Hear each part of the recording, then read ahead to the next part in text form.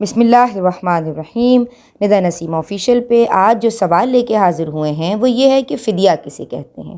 فدیہ ایک صدقہ فطر کی مقدار ہے جو کہ اگر گندم سے دینا ہو تو یہ مقدار نصف سا یعنی محتاط اندازے کے مطابق 2.25 کلو 2.25 kgs ہوگی، جبکہ بعض علماء کرام 2.25 کلو یا 1.92 kgs بتاتے ہیں۔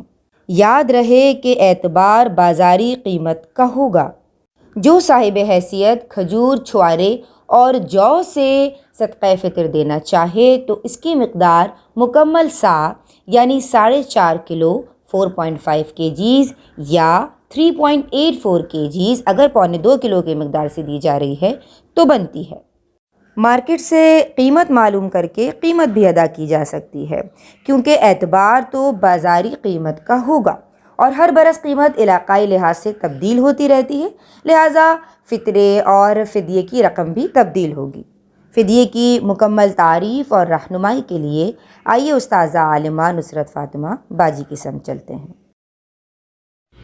بسم اللہ الرحمن الرحیم۔ فدیہ کسے کہتے ہیں؟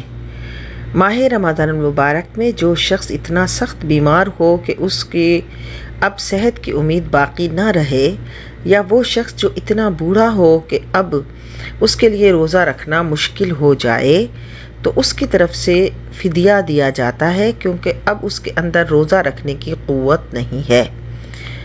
تو جو روزہ رکھنے کی قوت نہیں ہے اور وہ روزہ رکھ نہیں پائے گا، اس کی استطاعت نہیں رکھتا کہ وہ روزہ رکھے، روزہ رکھنے کی طاقت نہیں پاتا، تو پھر اس کی طرف سے اس کے یعنی یہ کہہ لیجئے کہ اس کا نیم البدل کہہ لیں، اس کے بدل کے طور پر اس کی طرف سے فدیہ دیا جاتا ہے۔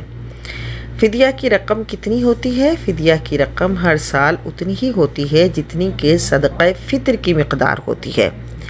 جیسا کہ 2024 میں تقریباً 350 روپے صدقہ فطر کی مقدار ہوگی، تو اسی حساب سے فدیہ بھی ہوگا، روزے کا فدیہ بھی ہوگا۔